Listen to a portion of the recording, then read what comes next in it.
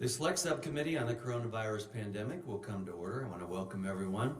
At the discretion of the Chair and pursuant to an agreement with the Committee on Energy and Commerce, the Chairman and Ranking Member of the Committee on Energy and Commerce, the Subcommittee on Oversight and Investigations, Mr. Morgan Griffith and Ms. Kathy Castor, are permitted to participate in today's hearing for the purposes of questions and give 3-minute opening statements.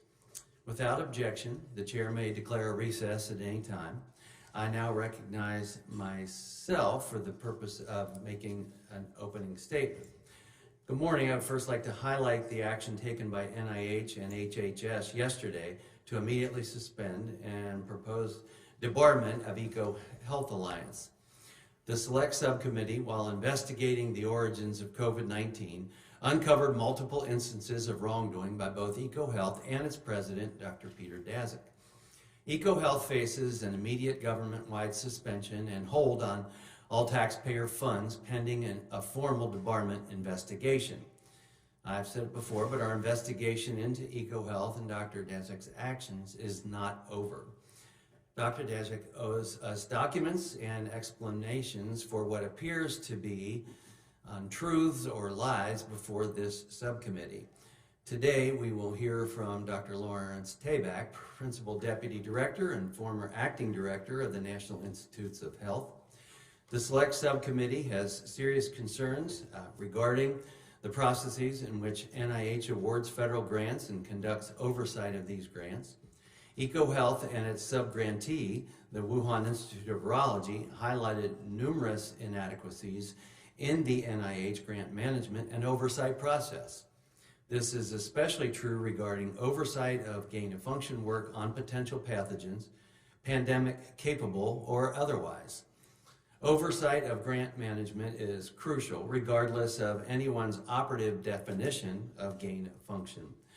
When the United States government is actively funding research in this area, as we saw with EcoHealth and the Wuhan Institute of Virology, we need to have the highest possible standards in place. Unfortunately, there does not appear to have been adequate oversight of EcoHealth and its experiments. This issue has highlighted broader concerns with the NIH, especially that it is up to the grantee to oversee themselves. This is a recipe for waste, fraud, abuse, and deception. We've heard conflicting testimony regarding late grant reporting, the dates experiments were conducted, the interactions with the Wuhan Institute, whether grant terms actually applied or not. We've uncovered outrageous conduct, like intentionally using personal email to avoid FOIA or deleting federal records from a senior NIAID official, Dr. David Morens. Put simply, Dr. Tabak, the Select Subcommittee, has serious concerns regarding the NIH's ability to conduct necessary and proper oversight of its grant processes by what seems to be its current grant process construct. So the American people pay for this scientific research, and the research needs to be for the benefit of the American people first and foremost. We hope we can put forth some solutions to help going forward. Unfortunately, as EcoHealth President Dr. Peter Daszak made the Select Committee fully aware during a hearing earlier this month, such oversight and responsibility is not always taking place. In securing your testimony today, Dr. Tabak, NIH assured the Select Subcommittee that you would be able to speak to these issues on behalf of the agency, and we appreciate that. NIH insisted we do not need to have a hearing with Dr. Lauer, the NIH official in charge of compliance, because you would be knowledgeable on these matters. In anticipation of this hearing, the Select Subcommittee provided you with a list of specific issues that require answers. The Select Subcommittee has been entirely open and transparent in what it requires of the NIH. We expect the same courtesy today. Forward-looking policy recommendations require us to review what happened in the past and what went wrong in the first place. Without our extensive report on EcoHealth, I don't believe that HHS would have been able to propose debarment, and we're very happy the department accepted our recommendation. While we acknowledge HHS's actions with respect to EcoHealth, more work needs to be done. How do we prevent this from happening again? While I understand the temptation to simply look forward, we can't learn how to prevent and respond to the next pandemic if we do not learn any lessons from the last one. So I appreciate my colleagues' assistance in demanding answers from EcoHealth. Our actions have led to real change and a benefit to the American people. I hope you all will join me today in examining what we can do better going forward, and I look forward to a robust and on-topic discussion. So thank you very much. I would now like to recognize Ranking Member Ruiz for the purpose of making an opening statement. Thank you, Mr. Chairman. 15 months ago, the Select Subcommittee declared a mission of getting to the bottom of the origins of the COVID-19 pandemic. As ranking member, I made a promise to keep an open mind about how the pandemic started, because understanding whether the novel coronavirus emerged from a lab or from nature is essential to better preventing and preparing for future public health threats and to better protecting the American people. And as the origins of the novel coronavirus remain inconclusive, I stand by this commitment. But as we approach the three-quarter mark of the Select Subcommittee's work this Congress, we must acknowledge the fact that the majority's probe into our public health agencies and federally funded research has left us with no better understanding of how the novel coronavirus came to be. We have poured over nearly 450,000 pages of documents provided to us by federal agencies, universities, and private citizens. We have conducted more than 100 hours of closed-door interviews with 20 current and former federal officials and scientists. And we have held multiple hearings, all in what has at times appeared to be an effort to weaponize concerns about a lab-related origin to fuel sentiment against our nation's scientists and public health officials for partisan gain. And while the Select Subcommittee's probe has uncovered efforts by Dr. Peter Daszak to mislead his funders at the National Institute of Health and the National Institute of Allergy and Infectious Diseases, it has not substantiated any allegations that federal grant funding for EcoHealth Alliance created the COVID-19 pandemic. This is a critically important distinction. As Dr. Tabak explained in a letter to the Committee on Oversight and Reform in October of 2021, research performed under EcoHealth Alliance's grant, including at the Wuhan Institute of Virology, involved viruses that are too genetically distant from SARS-CoV-2 to be its progenitor virus. The Select Subcommittee has obtained no evidence this Congress to suggest otherwise, nor has it nearly spent equivalent time and energy meaningfully examining the still very real possibility that the novel coronavirus could have emerged through zoonosis in nature. And so at the end of the day, nearly a year and a half into House Republicans' majority, we are right where we started when it comes to understanding COVID's origins. Now, as a ranking member of the Select Subcommittee, I also promised to follow the facts wherever they lead. And as we examined earlier this month, the facts indicate that Dr. Daszak and EcoHealth Alliance may have deliberately misled federal regulators and investigators, including at NIH, regarding their compliance with reporting requirements and the nature of their scientific work. And we can all agree that demonstrating a reckless disregard for transparency and accountability to the American taxpayers who fund your research is unacceptable, and this misconduct should be taken seriously. But we should also bear in mind that as EcoHealth misconduct has been identified, NIH has taken decisive actions to rectify the issue at hand, including by recommending the debarment of the Wuhan Institute of Virology and instituting unprecedented conditions on EcoHealth's use of funds. And just yesterday, the Department of Health and Human Services announced that it had immediately suspended funding to EcoHealth and initiated debarment proceedings for the organization. While the discussion of how we can continue to strengthen oversight of the use of taxpayers' funding is always an important one, it is my hope that we can use this conversation to generate constructive forward-looking solutions to fortify the work of our nation's public health agencies and workforce, as opposed to denigrating them for partisan gain. As members of the Select Subcommittee, we have an obligation to confront the challenges of declining confidence in science and public health to advance pandemic preparedness, not further weaken it by sowing extreme conspiratorial accusations that our public health leaders caused and sought to cover up the origins of the novel coronavirus for the sake of scoring political points. So as we look toward the future, it is my hope that we can work together to build on the progress Congress made to fortify our shores for future public health threats that when Democrats passed the Consolidated Appropriations Act. reforms that strengthen protections against undue influence in our biomedical research, improve training and transparency for the handling of select agents, pave the way for the interagency collaboration to fortify zoonotic disease prevention, and invested in our infectious disease workforce.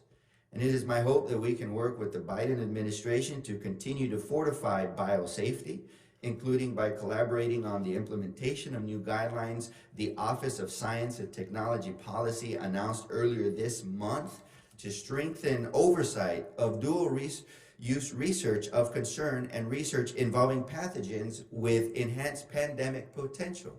And I look forward to a hearing of the constructive work that is ongoing right now that will actually prevent and help us better prepare for the next pandemic by the administration. And it is my hope that we can make objectively examining the origins of the novel coronavirus a part of this forward-looking work. And I stand by my commitment to take a serious, balanced look at all possibilities for the origins of the COVID-19 pandemic. And I stand ready to work on this critically important mission so that we can save future lives. Thank you, and I yield back. I now recognize Ms. Castor to make an opening statement. Thank you, Mr. Chairman. Thank you for the ability to participate in today's hearing. And I want to thank Dr. Tabak for your years of service to America and the National Institutes of Health, especially during the COVID-19 pandemic, one of the darkest periods in our lifetimes. Approximately 1.2 million Americans died due to COVID-19, well over, they estimate over 7 million worldwide. And even today, the mortality rate for COVID-19 is higher than the flu, as is the risk for hospitalization. In early 2020, when there were tens of thousands of new cases of COVID-19 in America each day, Dr. Tabak was one of many public servants who ensured that NIH's best-in-class scientific research was focused on preventing and treating this terrible new disease. Overall, this Congress's effort to examine the cause of the pandemic has brought more heat than light. Plus, so many, including me, are frustrated that instead of taking time to learn critical lessons from our nation's response to the pandemic, Republicans in Congress have focused on eroding trust in public health and science. In the Energy and Commerce Committee, we had a tremendous opportunity to build on the very difficult lessons learned throughout COVID by passing the Bipartisan Pandemic and All Hazard Preparedness Act, or PAPA, which has historically been bipartisan. We wanted to give the necessary resources and authorities to agencies working to address and prevent pandemics. But Republicans in my committee refused to move consensus legislation forward. Instead, they doubled down on ideological partisanship and refused to work together on bipartisan solutions. In closed-door transcribed interview after closed-door transcribed interview, public health officials have been hauled in and asked numerous questions, but it doesn't seem like the Republican majority is actually interested in the answers. We've not learned anything more about the origins of COVID-19, but we have learned a lot about NIH's diligent work to tackle the pandemic, as well as the decades of scientific work preceding 2019 that dramatically accelerated America's ability to develop and manufacture vaccines in record time, saving countless lives.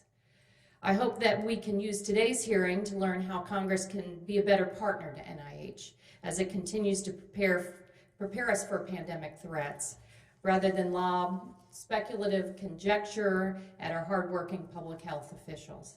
I also hope the remaining transcribed interviews will be released quickly so that the public can read for themselves the complete answers that we've heard from top scientists like Dr. Fauci, instead of having to rely on misleading tweets about their testimony.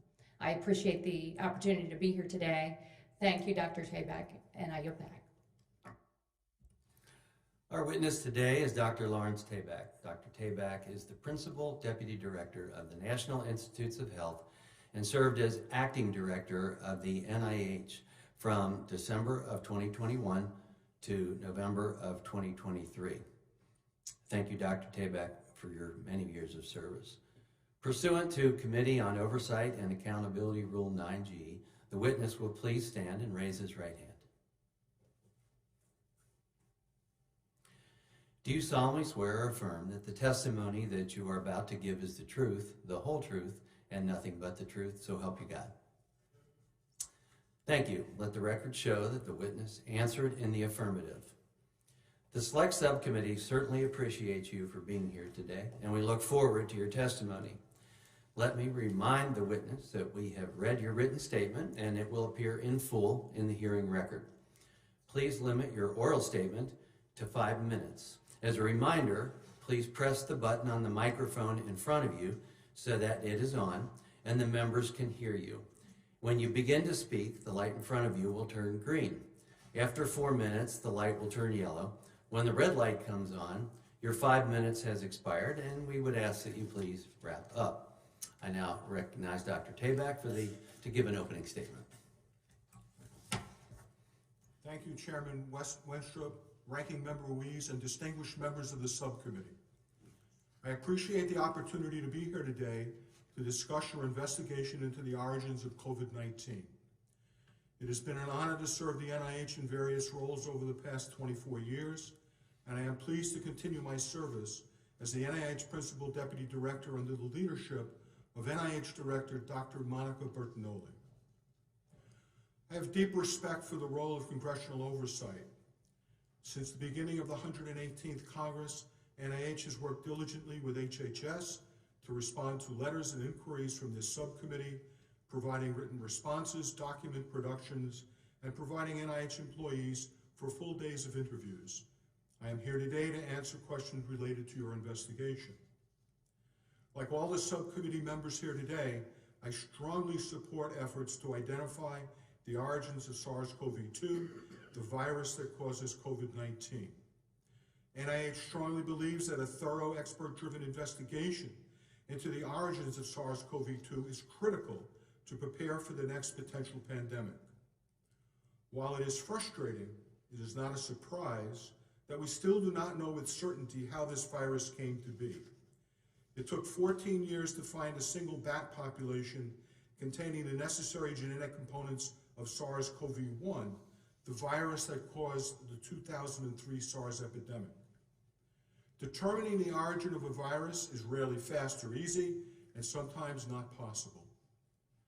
While NIH is not an investigative agency, we do support scientific research into the origins of SARS-CoV-2 and will continue to make this a priority. We are open to all possibilities and will follow where the science leads us. The body of publicly available scientific evidence thus far suggests a natural evolution and points to the theory that SARS-CoV-2 may have come from a wild animal market in Wuhan. Importantly, agencies in the U.S. intelligence community agreed that the virus was not developed as a biological weapon, and most agencies assessed that SARS-CoV-2 most likely was not genetically engineered. A full understanding of the origins of SARS-CoV-2 will require cooperation from other countries, including China, and an independent investigation with coordination from the intelligence community. We may not know the origin of the COVID-19 pandemic yet, but we have learned a great deal to improve the nation's preparedness for future pandemics. Decades of investment in fundamental biomedical research were essential to the NIH's rapid development of safe and effective vaccines, diagnostics, and treatments. It took 10 years for a measles vaccine to be approved. We had a COVID vaccine with emergency use authorization in just 11 months. Countless lives have been saved because of this work. The pandemic also demonstrated the need to build, leverage, and sustain partnerships across the United States government, academia, industry, and not-for-profit organizations to rapidly integrate clinical trial networks across sectors, streamlining and expediting research efforts during the emergency. Data sharing efforts, supported by NIH, accelerated the field tremendously by allowing for immediate public access to COVID-19 publications and open scrutiny of research outcomes. The world looks to science for definitive answers. However, the complexities of nature take time to unravel. Scientific discovery is iterative, and we continually try to improve scientific approaches to drive toward more rapid, efficient, and accurate assessments of the world around us. With your continued partnership and support, NIH will continue to make good on these efforts. Thank you for your time, and I welcome your questions. Thank you, Doctor. I now recognize myself for questions. Dr. Tabak, we understand that the HHS has suspended EcoHealth's federal grants and is proposing debarment, and we appreciate that. While I understand that HHS will have to conduct their own review before debarring EcoHealth, I understand that. Do you think HHS would have been able to issue this suspension without the Select Subcommittee's investigation? And will it be helpful, the investigation to date, will it be helpful toward creating new policies going forward, either through NIH or Congress itself? As you point out, Mr. Chair, the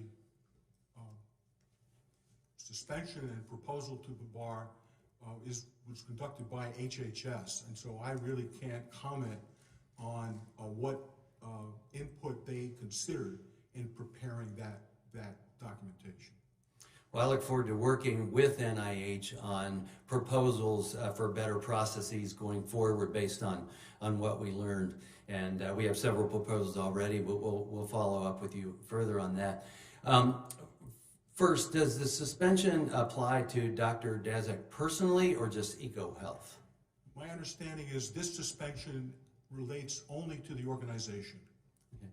I would ask that NIH evaluate the option of Dr. Daszak himself. I think that if we look through some of the findings that we have obtained to date, there may be cause to consider a suspension on Dr. Daszak himself.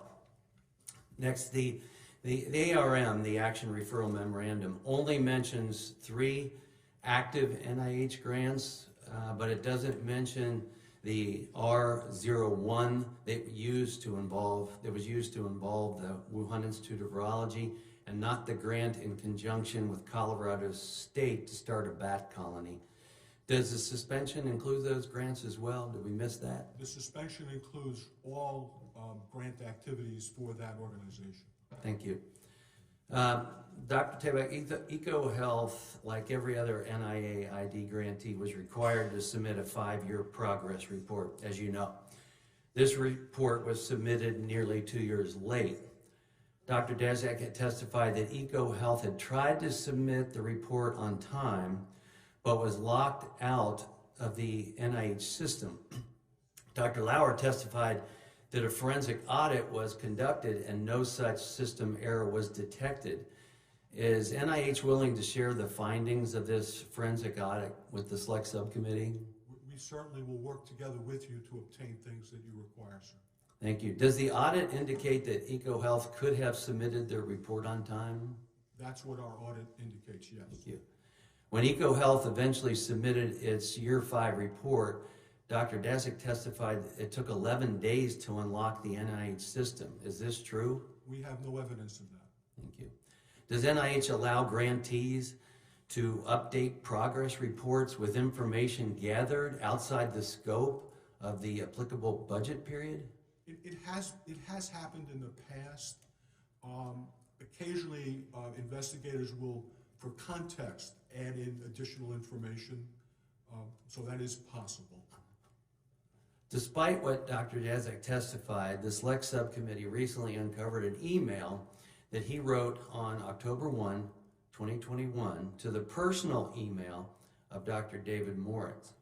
He said, "Here's the truth behind this mystery." This is a quote, "Here's the truth behind this mystery. We got our report ready to file for the Year 5 grant, but when it was funded, we assumed we didn't need to. It was the first time we'd had a renewal. We then had our grant terminated by Trump and assumed we definitely wouldn't need to at that point," end quote. Does this sound like a more accurate description of events as opposed to a system lockout? I I can't comment on his email. All I can say to you is that our system did not lock them out, and there was no impediment for them to provide that report on time. Thank you. Are grantees still required to submit progress reports even if they receive that year's funding? They are indeed. Thank you. One of the reasons for the debarment was a dispute regarding whether an experiment that showed unexpected viral growth was conducted in year 4 or 5 of that grant. Unexpected viral growth, basically increased pathogenicity. Would you agree with that? No, again, just to put a finer point on it, increased viral growth does not necessarily mean increased pathogenicity. It just simply means that the virus is growing more rapidly. Okay, I appreciate that clarification. So going back to that, whether it was conducted in year 4 or 5 of the grant, what is NIH's determination? Did it occur in year 4 or 5? It was our evaluation that it occurred in year 5, but because of the uncertainty, we asked for the original metadata, that is the electronic records and the actual lab notebooks that would have memorialized the actual events.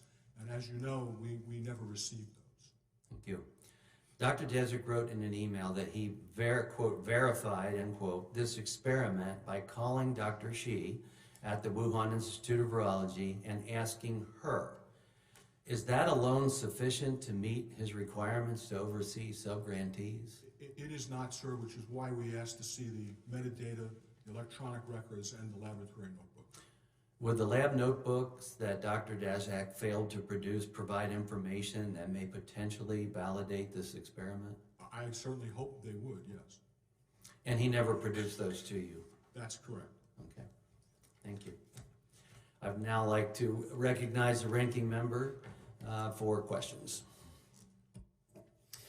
Thank you. As I've said from the outset of the Select Subcommittee's work last year, better understanding the origins of the COVID-19 pandemic is essential for preventing and preparing for future pandemics. Dr. Tabak, regardless of whether the novel coronavirus came from a lab or from nature, do you agree that we can better protect the American people if we understand the risk factors leading to either potential pathway? Yes, absolutely. So for the past 15 months, my Republican colleagues have demonstrated that they're more concerned with proving their extreme narrative about Dr. Fauci orchestrating a cover-up of federal funding causing the COVID-19 pandemic than they are with conducting an objective, balanced analysis of the pathways by which the novel coronavirus could have emerged. But 3/4 of the way through this Congress, Select Subcommittee Republicans still have not succeeded in substantiating their allegations that NIH and NIAID, through a grant to EcoHealth Alliance, created SARS-CoV-2 and conspired to cover it up. And while we can agree that EcoHealth Alliance has defied its obligations to be a transparent steward of taxpayer dollars, let me be clear about this. No evidence provided to the Select Subcommittee demonstrates that Dr. Fauci lied about gain-of-function research in Wuhan. No evidence demonstrates that Dr. Fauci and NIH led a cover-up of any kind. And no evidence demonstrates that work performed under the EcoHealth grant, including at the Wuhan Institute of Virology, led to the creation of SARS-CoV-2.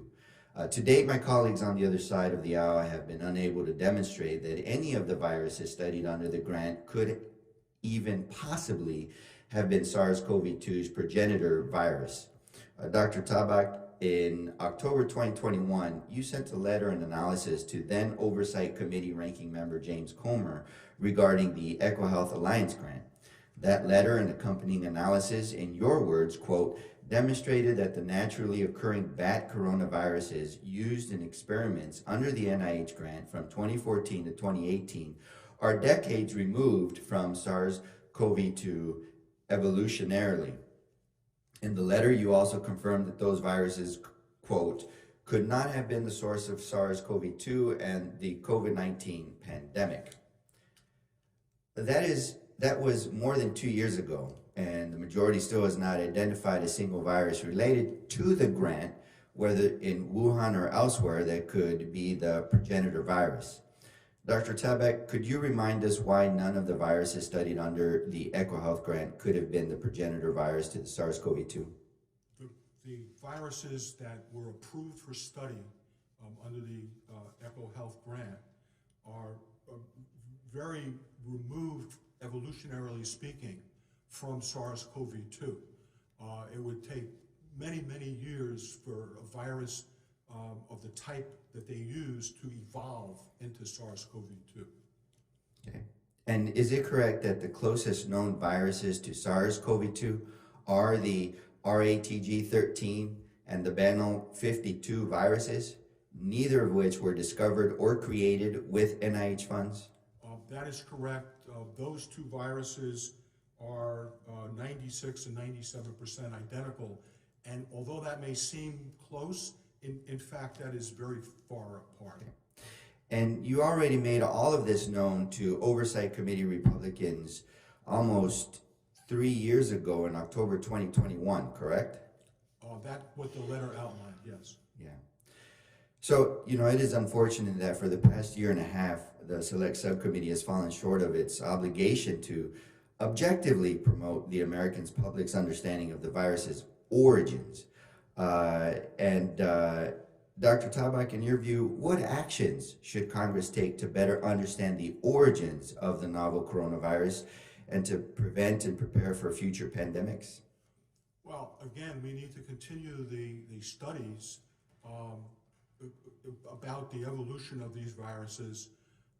We have to somehow encourage foreign partners to engage because it's only through engagement of foreign nations that we're going to truly get to the bottom of this. As you know, these viruses do not originate in this country; they originate in Southeast Asia.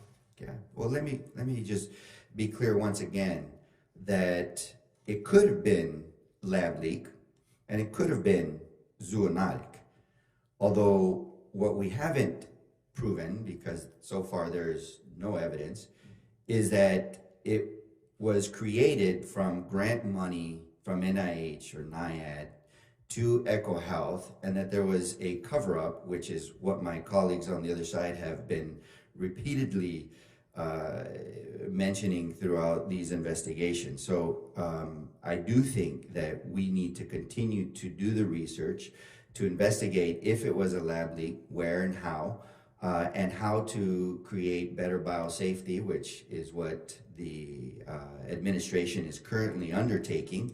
I think it would be helpful to hear from them, their efforts, and what we can do to bolster the administration's efforts to keep lab safety a priority in our country and in our efforts in other countries. And I think we should also have more hearings on zoonotic, high-risk detection in other countries so that we can set up better systems to build capacity to identify emerging novel viruses immediately and contain them at the source site. So with that, I yield back. I now recognize Ms. Malliotakis from New York for 5 minutes of questions. Thank you, Dr. Tabak. Dr. Dazik came before us and said he was not sure of all the work or all the research being conducted at the WIV. Are you aware of all the work that was being done at the WIV? Certainly not. We just have window into what we support. Okay. Are you aware, or were you aware that the CCP, the military wing, was doing work at the WIV? I am not personally aware of that. Okay. And just for the record, Dr. Collins came before us and said that the hypothesis that the COVID-19 pandemic was a result of a lab leak or lab-related accident is not a conspiracy theory. Would you agree with that? I think it's just an alternate theory that needs to be considered. Okay. And we also had the former head of the CDC come before us and say that it was American tax dollars that went to the WIV, and it wasn't just NIH funding, it was funding from Department of State, Department of Defense, USAID. Are you aware of that?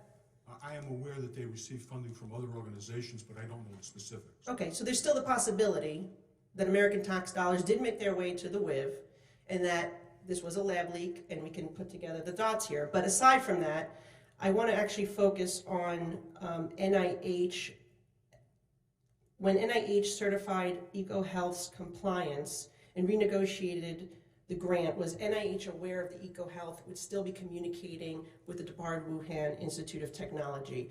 Last year was when they were debarred, and they were still obtaining data and conducting experiments with that information. Once they were debarred, I do not believe that there is any requirement that they can no longer have conversations with WIV. Is that the time frame? Well, no. Well, WIV was debarred, right, and EcoHealth was still talking to them. Are we certain that no federal funds have gone to the WIV since the debarment?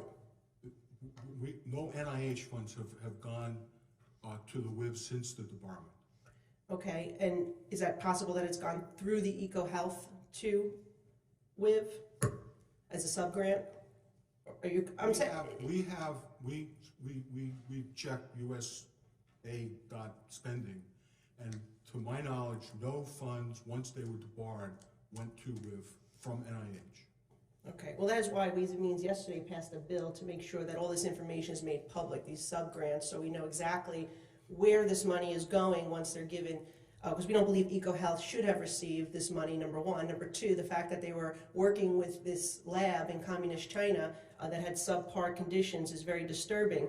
But we also know that at least 20 more EcoHealth research projects received funding since March of 2020. And they're conducting research, Nipah, zoonotic viruses, bat coronaviruses, MERS. They're doing a lot of this research, mostly actually in third world countries, subpar safety conditions. How do you ensure that our federal dollars are not going to do risky experiments in countries where there are subpar safety regulations? And do you believe that that should be a criteria that is put forth to ensure that the money doesn't? Well, again, once we established special conditions for award on EcoHealth Alliance, we have monitored them very carefully with regard to expenditure and with regard to their various administrative processes. There was never a concern with the danger, if you will, of the experiments that NIH approved for EcoHealth Alliance to work under sub-award with WIV. As I just indicated, the viruses that they were working with are non-human pathogens and presented no threat. But you said that you don't know all the work that was being conducted at WIV. I can only speak to the funds that NIH approved and the work that we approved. I cannot speak to the other situations. How are you sure about the work that we approved? How did you go there? Did you talk to WIV officials? How did you confirm that the money was not used? We monitor reports. We monitor their publication record. The WIV's reports. The EcoHealth Alliance reports, because as a sub-awardee, we do not directly connect to WIV. I just have one last question. In October 2021, NIH changed the website for the definition of gain of function. Who authorized that change? I don't know if anybody specifically authorized it. Well, who made the change? The change was made by our communications department because of the confusion that people have about the generic term of gain of function and the specific term gain of function. So you don't know who specifically made the change? It was done by our communications office that wrote. But the communications office is communications, they're not scientists. So somebody must have gave them the website, the content was vetted. By who? By individuals who are subject matter experts. Okay, well, we would like to find out who that person is, who is the subject matter expert, if you could let the committee. Now recognize Ms. Castor from Florida for 5 minutes of questions. Thank you, Mr. Chairman. Dr. Tabak, in your transcribed interview of January 5th, 2024, you shared that during the COVID-19 pandemic, we happen to know a lot about coronaviruses because of a lot of antecedent work. How did Congress's years of investment in basic research accelerate NIH's ability to respond to the pandemic, and what would have been different had those investments not happened? In many ways, the congressional investment allowed NIH to understand the biology of the SARS family of viruses. It allowed us to understand how they are able to attach the host, how they are able to infect and then induce pathogenesis.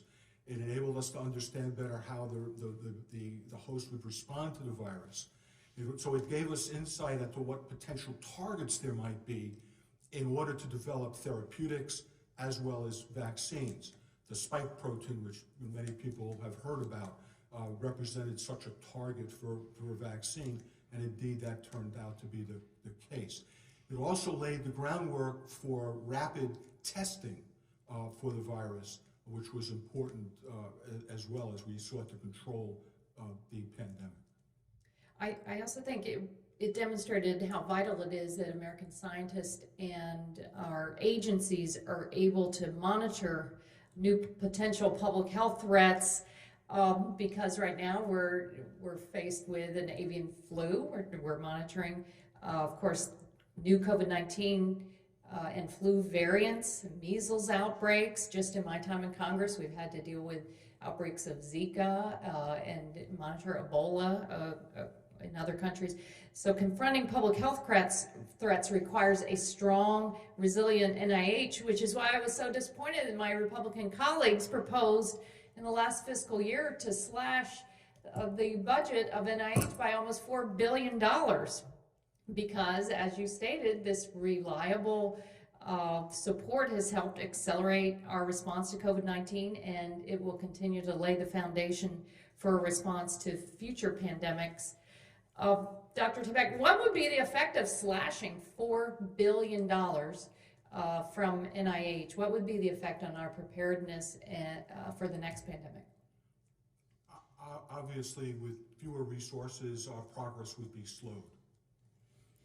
In your transcribed interview, you also shared examples of what productive cross-departmental coordination to tackle disease threats look like. In some parts of the country, including my home state of Florida, we learned the hard way what a failure to collaborate and coordinate looks like when Governor DeSantis deliberately hid death and infection information from the public. More people died in Florida from COVID-19 after a safe and effective vaccine was available, I believe largely due to the state's disinformation campaign.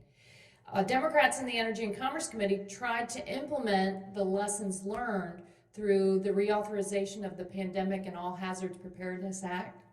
A lot of the things that Dr. Ruiz mentioned, we tried to develop plans for public-private partnerships and also focus on data sharing across local, state, and the federal government. Unfortunately, Energy and Commerce Republicans refused to work with us on this critical legislation. In your transcribed interview, you shared that we as a country have had a mixed response when it comes to applying the lessons learned from COVID-19, and that we can't become complacent as the pandemic wanes.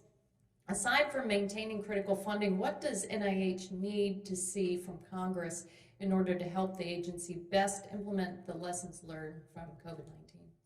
Well, I think the forward thinking of making the fundamental investments so that we can investigate the remaining viral families of concern.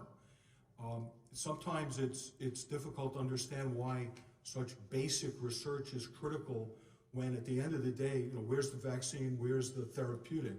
But until you have that fundamental knowledge, you can't get to that final step, which is so crucial. I think also in facilitating in whatever way the Congress has at its disposal, the cross-departmental integration of things was very helpful. We did that, we came together to do that. Hopefully we are able to sustain that in the future and do it in even better ways. We still have time in this Congress to implement a bipartisan bill and to establish new policy on lessons learned from COVID-19. We've learned a lot, and I want to thank you again for your service and urge my colleagues to work in a bipartisan way on the real solutions. Thank you, and I yield back. I now recognize Ms. Lesko from Arizona for 5 minutes of questions. Thank you, Mr. Chair. Dr. Tabak, did NIH fund gain-of-function research at the Wuhan Institute of Virology through EcoHealth? It depends on your definition of gain-of-function research. If you're speaking about the generic term, yes, we did,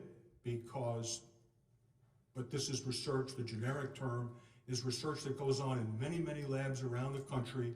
It is not regulated, and the reason it's not regulated is it poses no threat or harm to anybody. Thank you. Dr. Tabak, since COVID-19, we've seen many problems with the Wuhan Institute of Virology and the Chinese Communist Party hiding information and refusing to provide data to the United States. Do you believe this lack of transparency cost Americans their lives? I can't speak to that directly. I can tell you that the failure of the Wuhan Institute of Virology to provide us with the data that we requested and the lab notebooks that we requested certainly impeded our ability to understand what was really going on with the experiments that we have been discussing this morning. And because of that, do you think we should continue to provide, or the NIH should continue to provide grants where lab work will be done in China? Well, this, as you know, the Wuhan Institute of Virology has been disbarred, so we will not be doing. How about any other labs? Should we fund any work in labs in China? I think if you look at the new policy that has just been released, there is mention of consideration for funding in countries of concern, and China is one of those countries. So I don't understand your answer. Does that mean you don't want to fund labs in China anymore?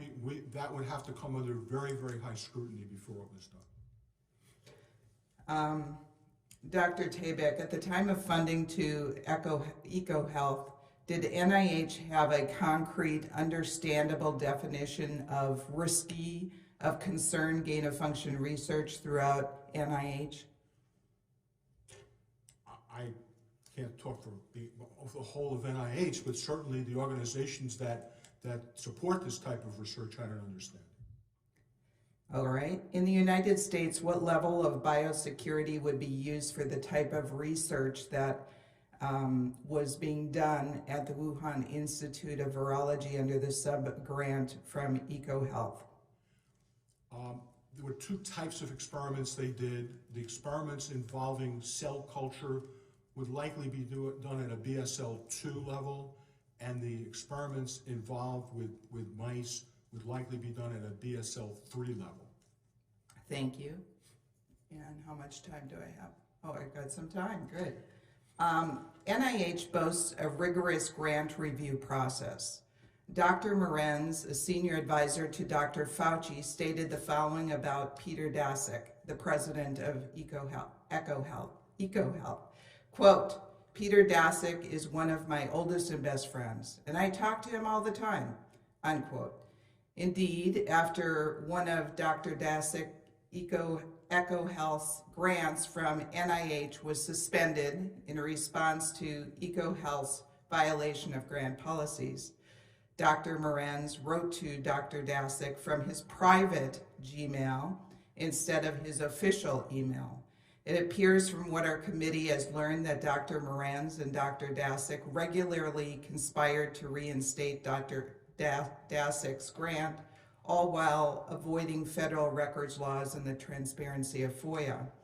My question is, do you believe these statements that were made and actions between Dr. Morenz and Dr. Daszak undercut NIH's claim of a rigorous grant review process? I can't speak to the specifics because I am not privy to any of this, but certainly one would not have a federal official having discussions of that type with a potential grantee. And does Dr. Morenz still work for NIH? Dr. Morenz is an employee of NIH, yes. And was there any repercussions for him using private emails and avoiding FOIA? We do not discuss personnel issues, as you know. Well, I certainly hope that when somebody violates federal law, that there should be some type of repercussions. So it seems very convenient that you can't tell us anything. But I thank you, and I yield back. I now recognize Ms. Dingle from Michigan for 5 minutes of questions. Thank you, Mr. Chairman. Internal documents and testimony provided by EcoHealth Alliance and the NIH and the National Institute of Allergy and Infectious Diseases, NIAID, officials demonstrate potential efforts on EcoHealth's part to mislead the federal government. As Democrats stated in our recently released staff report, these efforts raise serious questions about EcoHealth's credibility as a continued recipient of taxpayer funding. For example, EcoHealth has argued to this committee and NIH that they're not at fault for submitting their Year 5 progress report nearly 2 years late. One of EcoHealth's defenses is that NIH's report submission system locked them out from submitting the report. NIH investigated EcoHealth's claims. Dr. Tabak, we spoke to Dr. Michael Lauer, the NIH official responsible for overseeing EcoHealth's compliance with NIH grant policy. He testified that NIH performed an electronic forensic investigation and found no evidence that the system had locked out EcoHealth. Do you have any reason to dispute Dr. Lauer's testimony about the electronic forensic investigation that NIH conducted? None at all. Thank you. When it was finally submitted, that Year 5 report ended up becoming a point of disagreement between NIH and EcoHealth. EcoHealth makes certain representations about the results in that report, and for good reason, it appears that NIH is not entirely convinced. For example, EcoHealth has argued that its viruses did not grow in excess of permitted thresholds, and therefore EcoHealth had no obligation to immediately notify NIAID. Dr. Tabak, in October 21, you wrote to then Oversight Ranking Member James Comer that EcoHealth had failed to immediately report the Year 5 results as was required by the terms of the grant. EcoHealth submitted its Year 5 report nearly 2 years late. Do you consider that immediate notification? Certainly not. Thank you. So EcoHealth has argued they did immediately notify NIAID of the experiments in the Year 5 report because those were the same experiments in the Year 4 report. Now, if you're watching this on C-SPAN, I want to tell you something. EcoHealth's argument is as convoluted as it sounds. Dr. Tabak, in your transcribed interview, you testified that NIH disagrees with EcoHealth and thinks that Years 4 and 5 reports probably show 2 different sets of experiments. Is that still NIH's view today?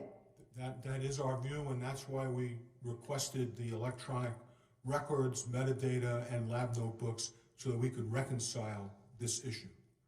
Thank you. When misconduct on EcoHealth's part has been identified, NIH worked in good faith to ensure improved transparency and compliance. For instance, NIH required EcoHealth to submit all of its sub-award agreements, to submit invoices for work performed as NIH determined appropriate reimbursement, and to submit 2 progress reports per year.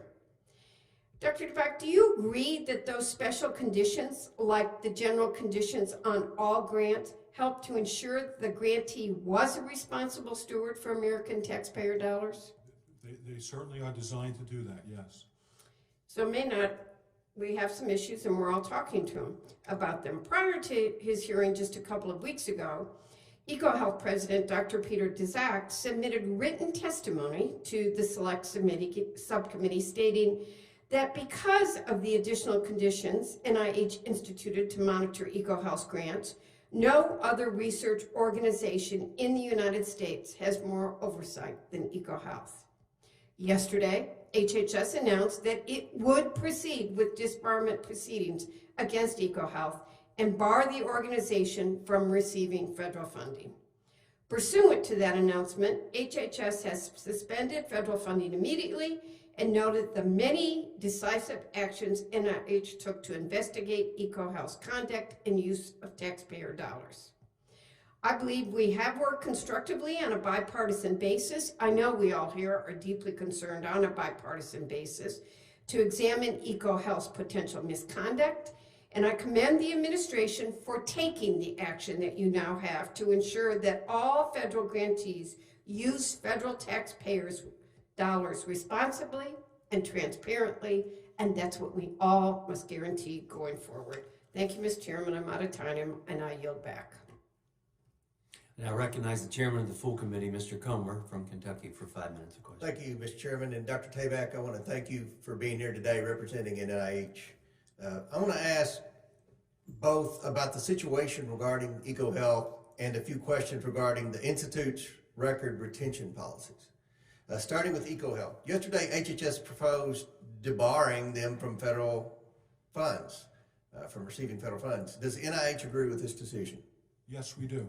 Back in 2020, when NIH originally terminated and then suspended the EcoHealth grant, many scientists were outraged. We have emails where Dr. Dasick called NIH actions Stalin-esque. He called you, NIH acting dentist director, Tabak, and your oversight actions as an anti-science shit show. And that's a quote, not my word. Dr. Tabak, do you agree with the request NIH made of EcoHealth? Oh, absolutely. Dr. Tabak, do you agree with the actions NIH has taken against EcoHealth? Completely. Is anyone entitled to receive federal funds? Of course not. You have to demonstrate your ability to oversee them correctly. And did EcoHealth fail to satisfactorily answer NIH's request? They have. Right. So NIH reinstated EcoHealth's grant on the condition that there would be no work in China and the Wuhan lab had already been debarred. Dr. Dasick testified that since then, and during the course of the grant, he spoke routinely with the Wuhan Institute of Virology to get data and publish papers. Did Dr. Dasick ever inform the NIH that he would keep working with the Wuhan lab even though they were debarred? Not to my knowledge. Shifting to some questions regarding NIH's document retention policies. Dr. David Moran, a senior advisor to Dr. Fauci for decades, wrote in an email to Dr. Dasick, quote, "I learned from our FOIA lady here how to make emails disappear after I am FOIA'd, but before the search starts. So I think we're all safe. Plus, I deleted most of those earlier emails after sending them to Gmail." End quote. Is that consistent with NIH document retention policies? It is not. Does the NIH FOIA office teach employees how to avoid transparency? I certainly hope not. He also later wrote Dr. Dasick, and I quote, "We are all smart enough to know to never have smoking guns, and if we did, we wouldn't put them in emails. And if we found them, we would delete them." End quote. Is that consistent with NIH document retention policies? It is not. Finally, emails show that Dr. Morans would share internal discussions regarding upcoming FOIA releases with Dr. Dasick. He would then help Dr. Dasick craft responses to documents being released in these FOIAs. Are those actions consistent with NIH policies? If those actions occurred, they would not be consistent. So do these actions concern you, Dr. Tabak? It does indeed. What is Dr. Moran's current employment status? He is an employee of NIH. Well, I think you see where my lines of questioning were leading. We have some serious concerns. We have fought in the select subcommittee, the oversight committee, on obtaining information. And, here you have admission of deleting information, going to great lengths to not be transparent in an apparent cover-up of something that I think we would agree in a bipartisan manner is one of the most serious issues that our country's ever faced, the COVID-19 pandemic. So I appreciate the work of Chairman Winstrup and the full committee here to try to get to the truth, give the American people the truth, because that's what they want. And that's what this committee's role is. But we also want to hold people accountable for wrongdoing. So we look forward to working with you to help us achieve what the American people want us to achieve in this select committee. With that, Mr. Chair, I yield back. Now recognize Ms. Ross from North Carolina for 5 minutes of questions. Thank you, Mr. Chairman, and thank you, Dr. Tabak, for being with us today. As we've heard earlier, and really ever since COVID came to light, there's been a lot of controversy and confusion about gain-of-function research. And I think some of that has been caused by the fact that we've heard different people use the same term to mean completely different things with completely different definitions. But as an institution, it seems like you and your colleagues at NIH and NIAID have been fairly consistent in that your North Star with respect to proposed research has consistently been the context of the federal regulation. Is that correct? It is. And I'd like to turn to the definition of gain-of-function research that Republicans raised at your transcribed interview. Republican questioning referred to it as a, quote, broad definition. And it defined gain-of-function research as a type of research that modifies a biological agent so it confers new or enhanced activity to the agent. I believe that the definition existed at some point in a digital media kit on NIH's News and Events webpage. And I understand that you had several levels removed from where the assessments like this are made, but for the purpose of the NIAID staff assessing whether the proposed research is or is not gain-of-function research, did that very broad definition have any regulatory significance? It does not. The broad definition is unregulated because those types of experiments are conducted in virtually every lab across the country with no consequence of safety to anybody. And in your experience as Deputy Director of NIH, you were interested in reading government guidance or if you were interested in getting government guidance or regulations relevant to an issue, would that News and Events webpage maybe be your first stop? It likely would be one of the stops, yes. And with respect to EcoHealth Alliance's grant, program staff had to assess at different points in time whether the proposed research was or was not gain-of-function research. At those different points of time, did staff refer to government guidance and regulation such as the P3CO framework when making their assessments? Yes, once it was instituted, that's correct.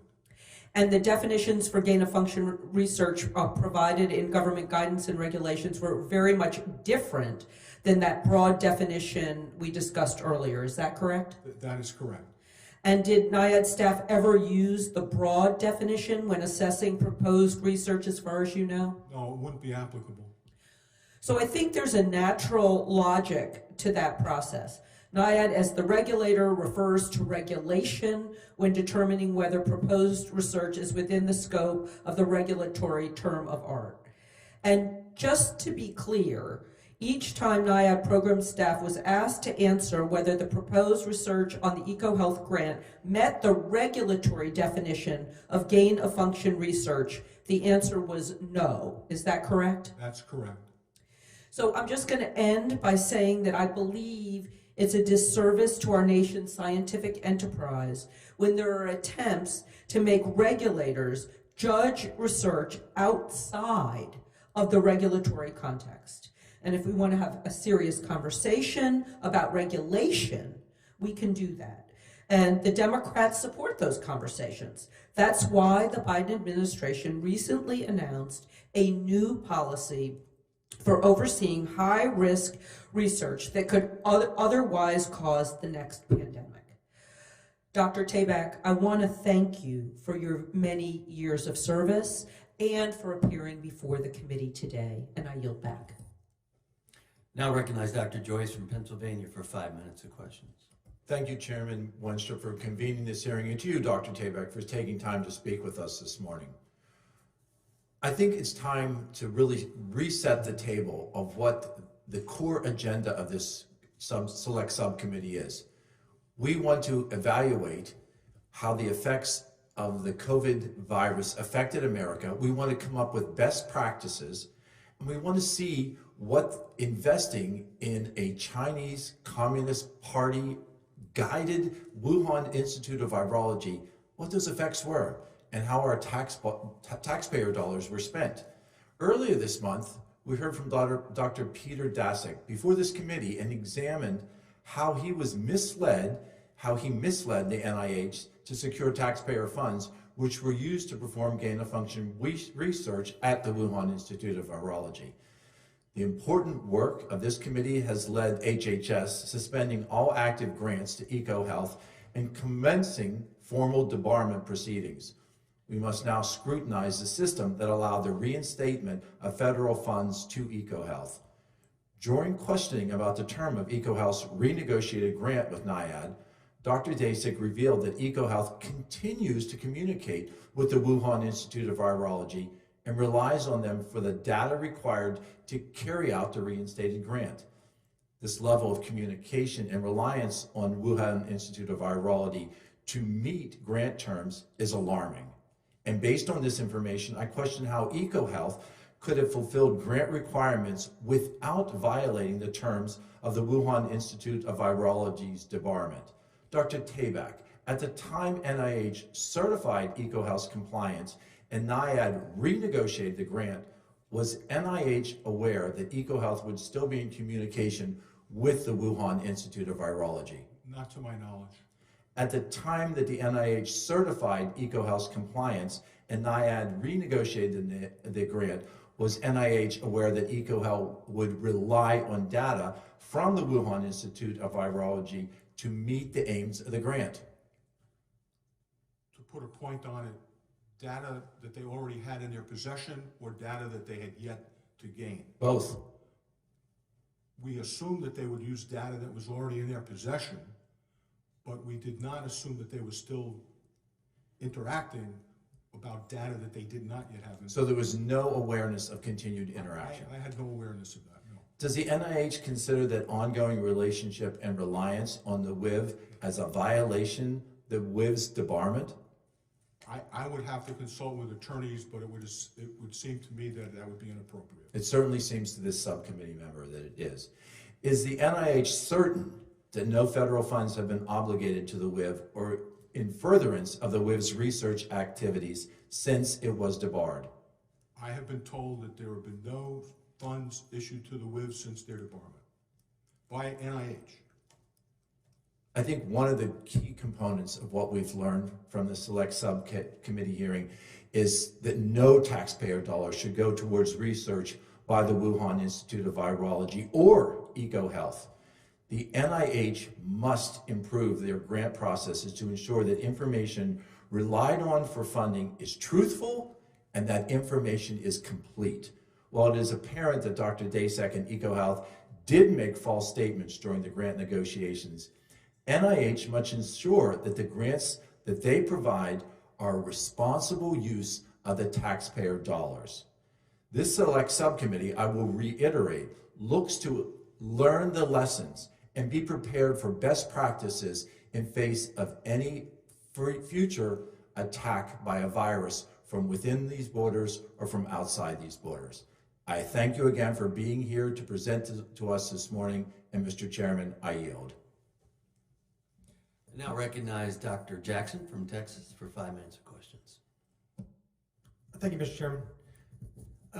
Thank you, sir, for being here today. Just wanted to start off with just to make a point that federal money doesn't grow on trees around here in D.C., despite what people around here sometimes think. It's provided by hardworking Americans, and the Constitution entrusts Congress with the responsibility to utilize public dollars to provide for the national defense and to create programs that benefit those who are paying for them in the first place, in the case of NIH and critical research that's beneficial to the citizens of this country. Dr. Dazik and EcoHealth Alliance were dishonest in their stewardship of taxpayer dollars, and ultimately they were caught and tried to find ways to cover this up, and that's pretty obvious from what we've heard today. Dr. Dazik's testimony in front of this committee contradicted statements of the National Institute of Health and the National Institute of Allergy and Infectious Disease, and we appreciate you, Dr. Tabak, for taking time to clarify the record today. However, we're having this hearing today because NIH's failed policies and procedures and lack of oversight that granted EcoHealth Alliance dollars to conduct dangerous gain-of-function research in the first place. And despite what you hear from colleagues on the other side of the aisle often here, I'm astonished that they continue to bury their head in the sand on this issue. The evidence is overwhelming from what we've heard on this committee that the virus did not evolve naturally, but was the result of some sort of gain-of-function manipulation. It's not logical to assume at this point that this is a total coincidence and that it just happened to emerge in Wuhan, China, and it just happened to be where Dr. Fauci, Peter Daszak, and NIH and EcoHealth Alliance just happened to be funding gain-of-function research on a coronavirus with U.S. taxpayer dollars. And that's becoming more and more obvious every day. We saw that the funding was suspended by HHS just yesterday. I have an article here that I was reading online just before coming in here that was published last night. It says, for years now, EcoHealth has generated immense controversy for its use of federal grant money to support gain-of-function research on bat coronaviruses in the Wuhan lab. It goes on to say, in a memo justifying its funding suspension, HHS said that EcoHealth had failed to properly monitor the work it was supporting at Wuhan. It also failed to properly report the results of experiments showing that the hybrid viruses it was creating there had improved the ability to infect human cells. That was from HHS. And then it goes on to describe some of the research and what it was intended to do, and it says soon enough EcoHealth used some of the viruses that they collected to create chimeric or hybrid viruses that might be better able to infect human lung cells in genetically engineered humanized mice. I think that in my particular opinion, it's become obvious that NIH has become too independent, too rogue, and too unregulated at this particular point. There needs to be a complete audit of the policies and procedures and proper oversight from outside entities at this point. It's become obvious that NIH is just another government bureaucracy to some extent that's too large and refuses to hold those who do wrong accountable. This is evidenced, in my opinion, by what we've heard today from you, unfortunately, with the continued employment of Dr. Morano and your insistence that you have no obligation to discuss personnel matters, quote, personnel matters, with members of Congress that provide millions and millions of dollars to perform research and pay for the salaries of employees such as Dr. Moran. I want to ask you, in August of 2021, the NIH finally received EcoHealth Alliance's 5-year annual progress report nearly 2 years after September 2019 deadline. In September 2023, the Wuhan Institute of Virology was funded by EcoHealth Alliance, was disbarred from receiving federal funds because of the implications in the development of the COVID-19. Then on November 14th, Dr. Daszak testified that samples from experiments funded by the United States are in possession of the Chinese Communist Party in the Wuhan Institute of Virology. Today, some of those samples remain in the under the custodianship of the CCP. Dr. Tabak, in your opinion, and with this information, was Dr. Daszak a good steward of taxpayer dollars? He was not. Okay. I'm running out of time here, so I'm not going to ask the following questions I have. I'll just submit those for the record. But I just want to reiterate that one of the things that drives me crazy on all of the committees I'm on, this one included, is the complete lack of accountability when things go wrong. I think there has to be accountability. I think that when we come up with stuff here that's a danger to our country, when we find out that we're on the wrong path on something like this research that was happening in NIH, that we were funding what was going on in Wuhan Institute of Virology, that we have to make corrections, that it has to be bipartisan efforts to do that, and that entities like NIH and people that like you that are in leadership roles have to have the level of responsibility there has to be some accountability, and you have to be accountable not only to yourself and to your institution, but to members of Congress. Thank you. With that, I go back. Now recognize Ms. Takuda from Hawaii for 5 minutes. Thank you, Mr. Chair.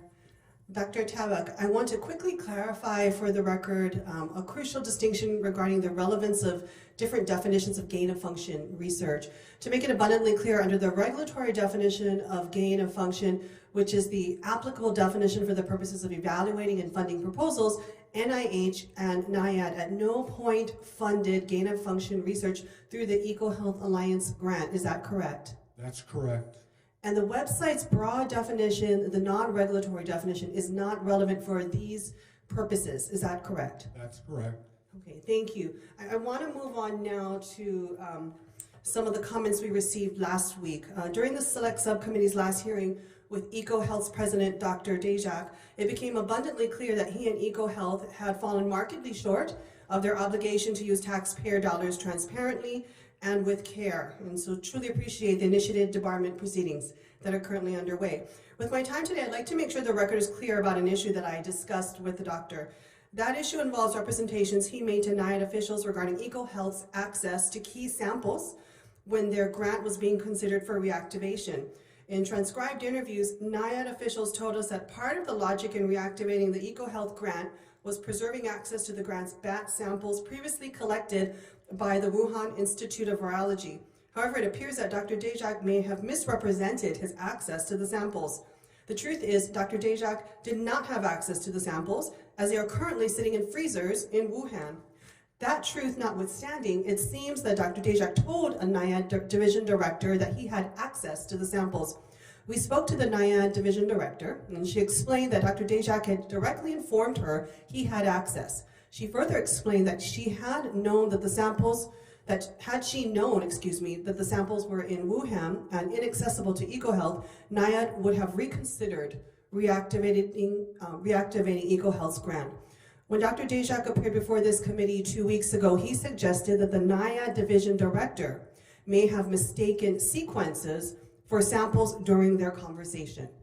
Dr. Tabak, do you think it's likely that the director of NIH's Division of Microbiology and Infectious Diseases does not understand the difference between sequences and samples? I am sure she does.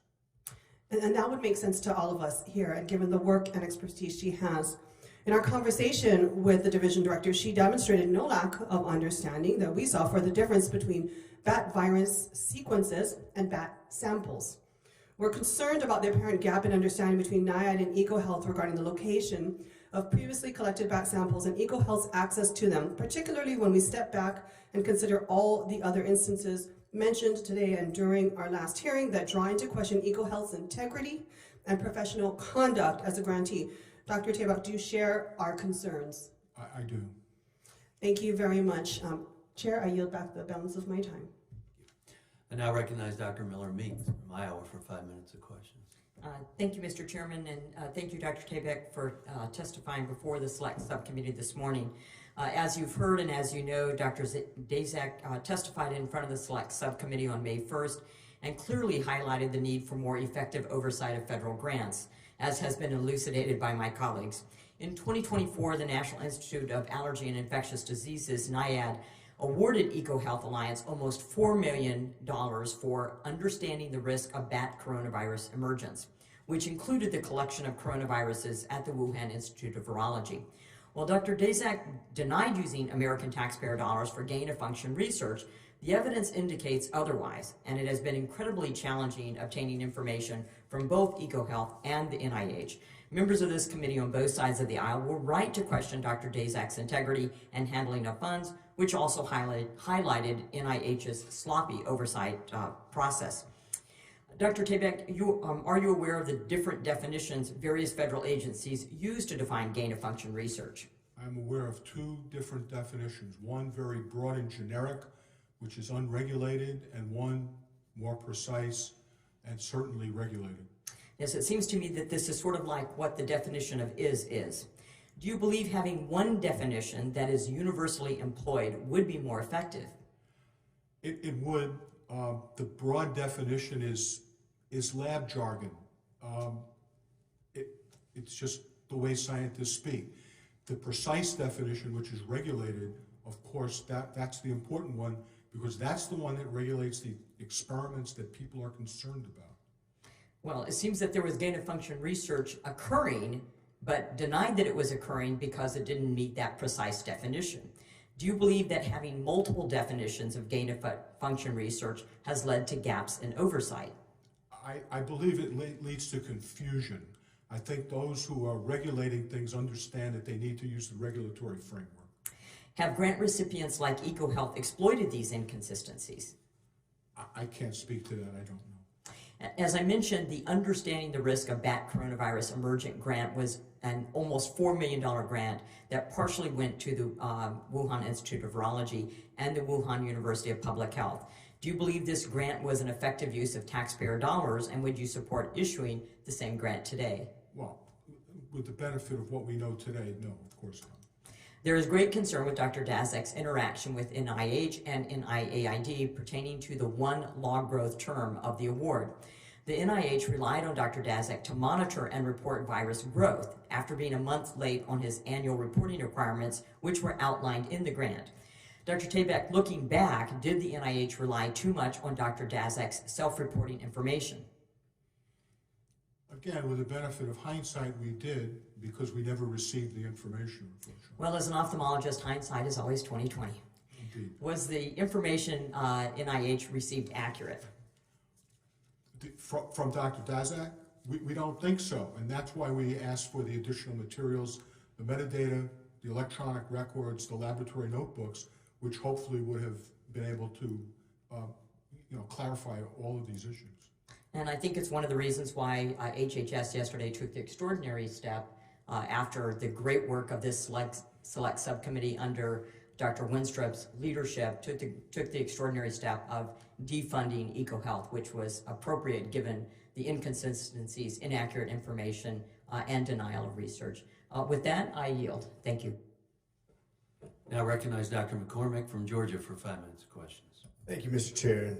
I love that statement about the ophthalmologist and hindsight being 20/20. In the ER, we just say, I have no idea what's just about to happen. I am happy to have you here today. Thank you for your testimony. We have a lot of things to sort out here, and I just want to make sure we're getting things in order. I'm hoping you can provide some clarity on some previous statements that were made by both Dr. Daszak and other folks that are coming together right now. Some of the things you've already testified on. Dr. Tabak, when the National Institute of Health requested the notebooks from EcoHealth, was EcoHealth required to produce them under its grants terms? Yes, they were. Okay, thank you. When NIH requested the notebooks from EcoHealth, should EcoHealth have been able to access them or already have access to them? That's correct. Okay, thank you. Did EcoHealth ever produce the requested notebooks? They have not. Never did. Thank you. Dr. Daszak testified 2 weeks ago that he was not required to produce the lab notebooks. Would NIH disagree with that testimony? Yes, we disagree with that testimony. Thank you, Dr. Taylor, for clarifying that. The testifying here today clarifies the inconsistency between Dr. Daszak's testimony and the testimony of numerous NIH officials and NIAID officials also, including yourself. Dr. Daszak continues to thwart congressional oversight through semantics and outright dishonesty, quite frankly. He has routinely failed to produce pertinent documents and made countless misleading statements to the select subcommittee right here. I think you need to be held accountable, Mr. Chair. I'm looking forward to that, and with that, I yield.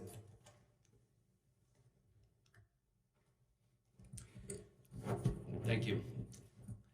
Thank you for coming before the select subcommittee this morning, Dr. Tabak. We appreciate your testimony. We're pleased that the American people had a chance to hear from you directly today. The purpose of today's hearing was to have a transparent examination of the process in which NIH awards federal grants, conducts oversight on these grants. If we find things that we can do better, then that's where we want to go. And we're all subject to that. It was important to hear from the Deputy Director directly on this matter, especially as it pertains to EcoHealth Alliance.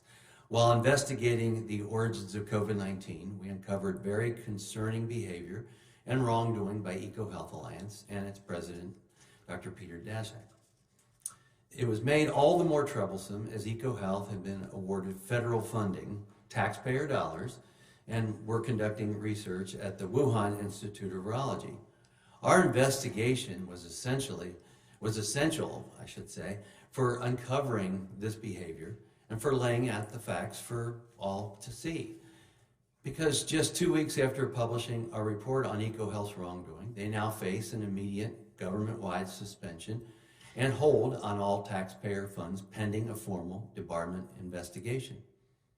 That's appropriate and a good result, in my opinion. I want to reiterate my proposal that NIH consider personally suspending EcoHealth President Dr. Peter Daszak, in addition to EcoHealth, from receiving federal funds, and also be immediately suspended from the current federal funding. We understand, based on past history, the possibilities of natural origins of COVID and pandemic type of viruses. We recognize the need for surveillance, the benefits of enhanced predictability. We applaud those efforts.